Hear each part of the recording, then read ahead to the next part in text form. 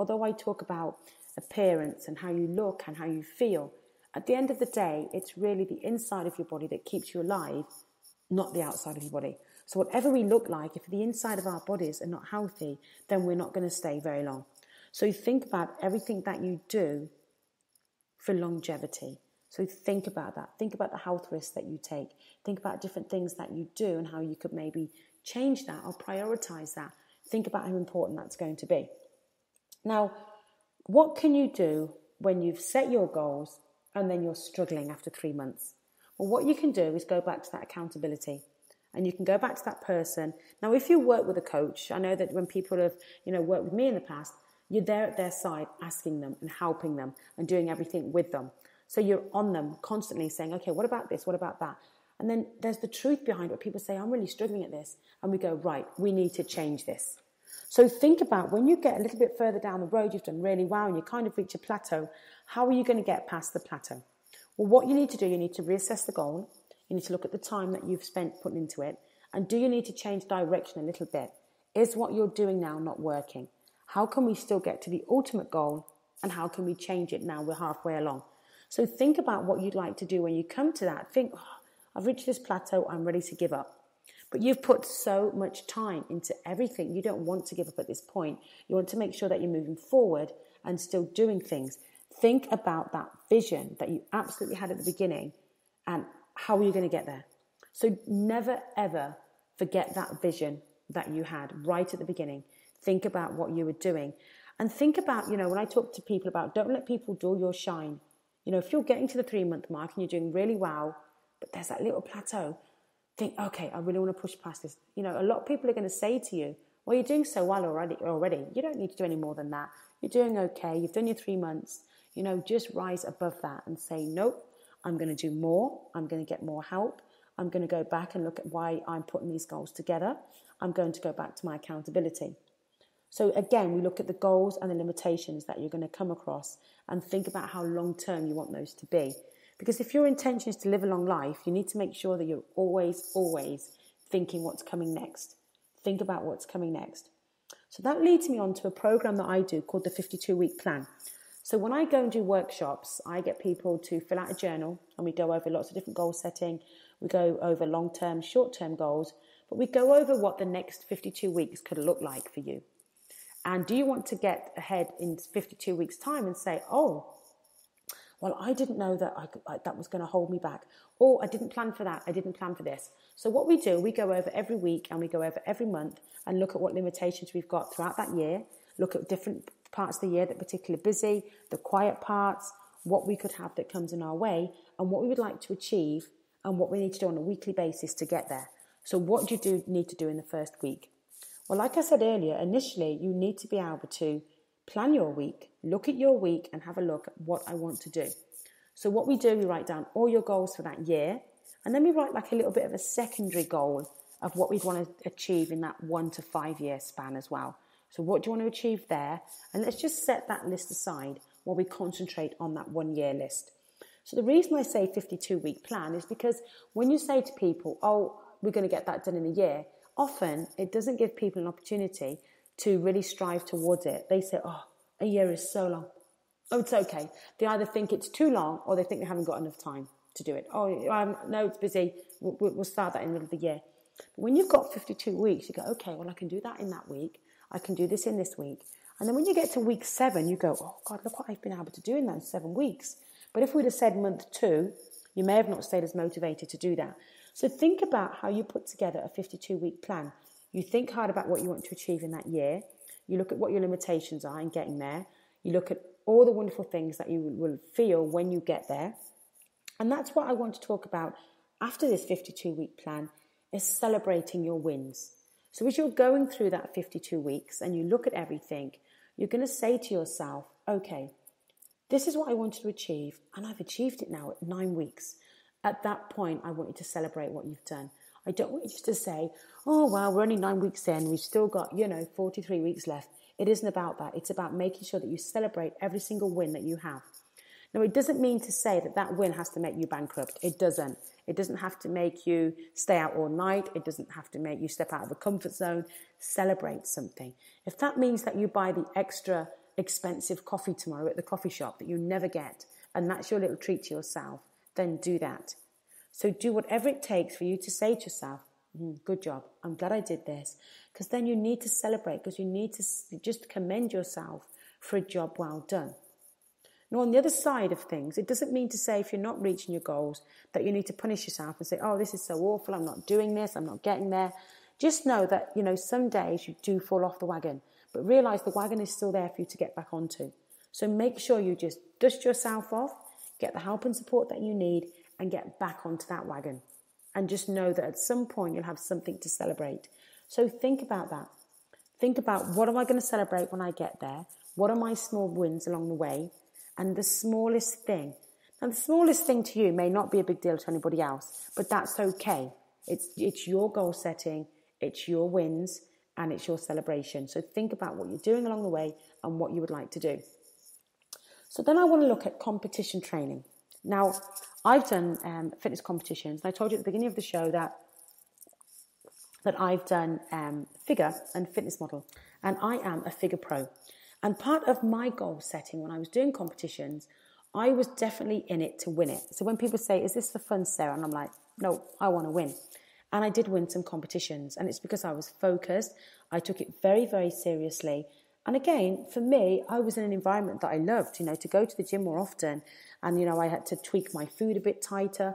Already I was eating well.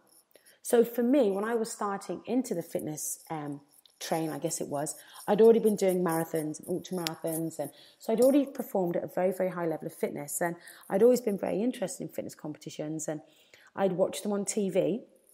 So then I decided to go and watch a competition. So that's the best advice I would give you if you're thinking about doing a fitness competition or bodybuilding competition. Make sure you know what you're getting yourself in for. Because a lot of people get backstage at a show and they've never been to one, they haven't watched one, and they've trained for one, and they don't know what to expect when they get there. So honestly, think about how you're going to be backstage. How is your dedication going to be? How are you going to feel on stage? So definitely the first step that you need to do is go and watch a show. Now for me, when I went to go and watch a show, I knew it within the first 5 minutes that I liked what I saw. I was like, yes, I would be able to walk in those shoes. Yes, I like to be on stage. Yes, I love what's going on right now. I love the music. I love the atmosphere. This is for me. So for me, I knew that was a good environment for me to go into. It motivated me to go. And I ended up winning the first competition that I entered. And then the second competition that I did, I went onto a bigger stage then. I won the first competition I did, I won the first show. Then I won the finals. So it really, really motivated me to perform at a high level. So then I went into a bigger federation and I came second in my first show with them. And then I won my pro card in my second show. So I was able to really excel very, very quickly because I was very motivated and nothing would stand in my way of winning. So think about that. What is the background to you wanting to do a competition? Is it because you want to be in the best shape of your life ever? Is that what you want to do?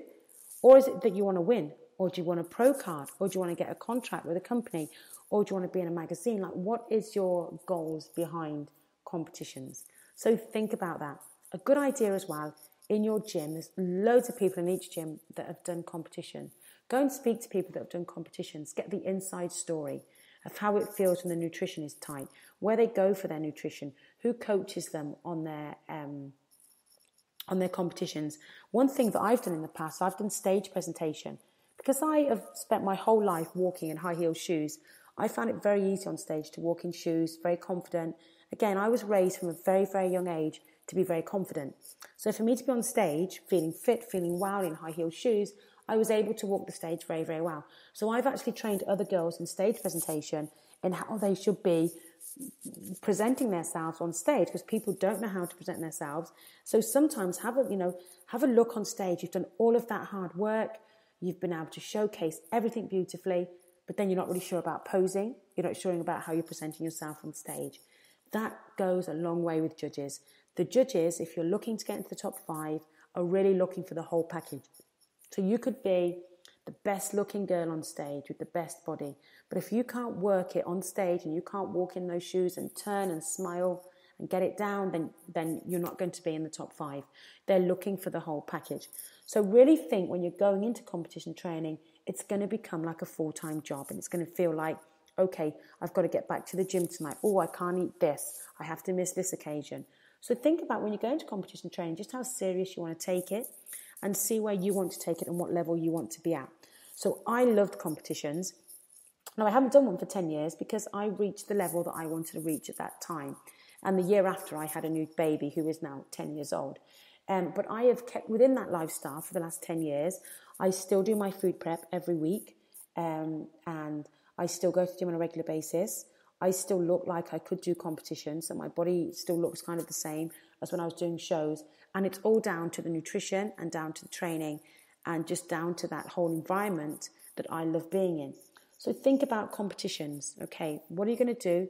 How much is it going to cost? What support are you going to get? How many weeks do you need to train? And again, look at the dates and the type of competitions that you want to go in, because you need to be able to pick the right division.